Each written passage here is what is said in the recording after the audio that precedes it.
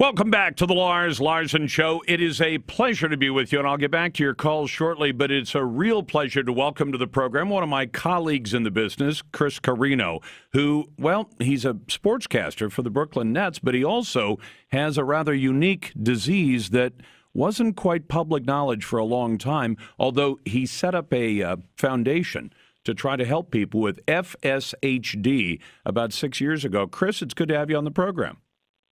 Lars, I really appreciate having me on. Thank you. Well, listen, you need to explain to people what this is because it's one of the most common forms of muscular dystrophy, correct?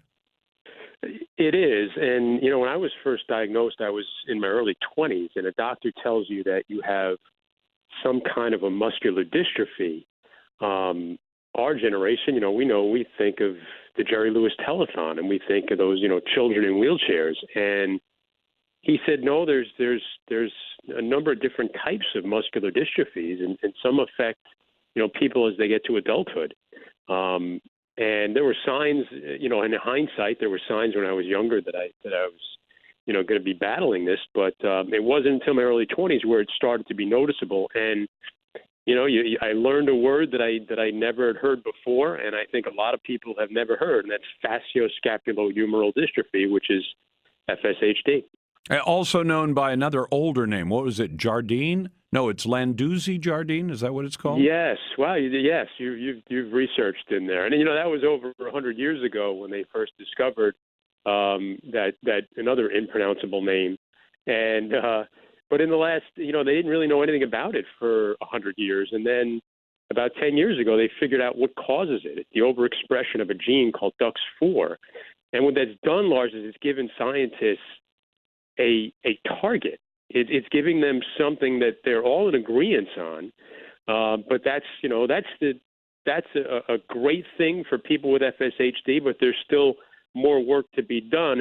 And that's one of the reasons I started this foundation, to try and, add to what was already out there and try and, let people know what FSHD is, tell our story, make them care about it. And hopefully we can give the scientists the funds and the focus they need to get over the hump and get some big money involved, get some pharmaceutical companies involved, and get this thing and get a treatment or a drug for something that has nothing right now. I mean, you're diagnosed with FSHD, they tell you there's nothing you can do, and that's something that we've got to change. Now, Chris, tell me this. It in particular, this kind of muscular dystrophy attacks your face and shoulder blades and upper arms. So that's got to have some implications for you as a sportscaster.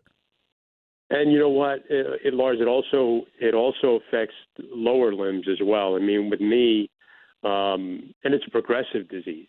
So, with me, my ability to climb stairs has now been, severely damaged. It's hard for me to get out of a chair, a low chair, regular height chair. So you can imagine when I'm traveling around the country on airplanes, getting on buses, on and off buses, taxi cabs, things like that. I mean, I rely on people to help. It's our jobs are grueling enough and competitive enough and tiring enough. But when you add that in, it makes it even more that difficult. But I love what I do so much that I have such great help from the people that I work with, that it's something I'm not going to let stop me from doing it. And I hope that's kind of a message I'd like to give to everybody out there who may be dealing with something similar, or even the people with FSHD, that where there's a will, there's a way. You find a way, and don't let it stop you from really trying to accomplish the things you set out to accomplish in your life. Well, Chris, good for you. And for a while, you kept this to yourself.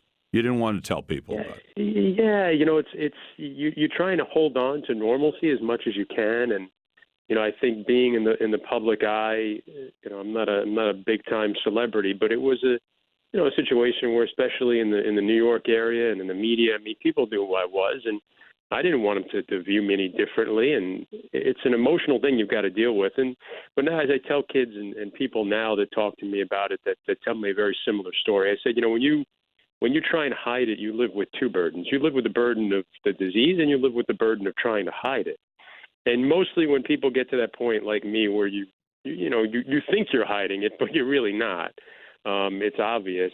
It does take that weight off. And I think what you do find is that the love and the help and everything that people want to do for you, it's something that comes back to you. And yeah, we live with an affliction and something that's difficult to handle and live with physically and emotionally. But what you've gotten back from, everybody from who I work with the Nets and Compass Media Networks, who we're both a part of that family, the things they can do to help, it's really gratifying. And it really puts your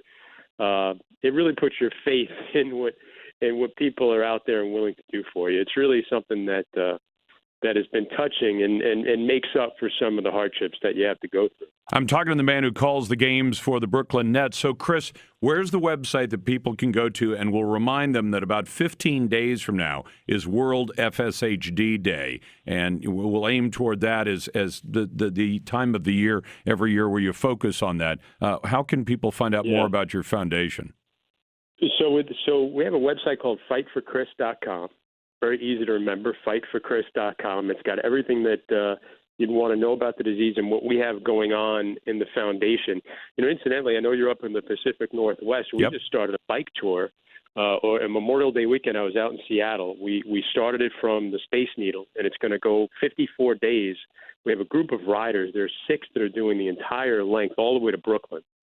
And they're raising awareness and funds, and some other riders are joining them along the way. They went through Portland.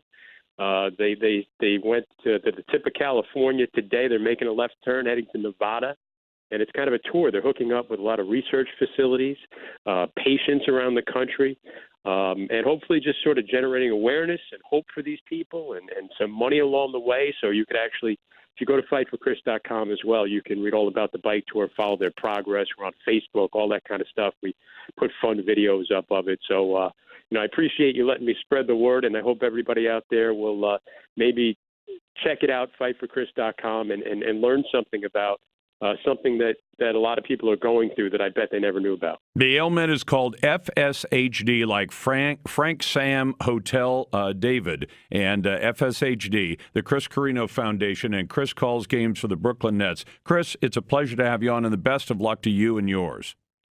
Lars, I really appreciate it. Thank you very much. You bet. I'm glad to have you on. Glad to have you with me as well, and glad to take your phone calls and your emails. We'll get to those in a moment at 866-HEY-LARS. That's 866-439-5277. You can send emails to talk@larslarson.com. If you want to follow me on Twitter, it's Lars Larson Show, and on Facebook, it's The Lars Larson Show. If you want to podcast this program, you can find it at iHeartRadio Talk. And, of course, while you're on my website, if you're a hunter or a fisherman, post your latest picture, especially your kids as well. Post a picture and a paragraph about your latest successful hunting or fishing trip and post it up there on the Lars Trophy page. You're listening to The Lars Larson Show.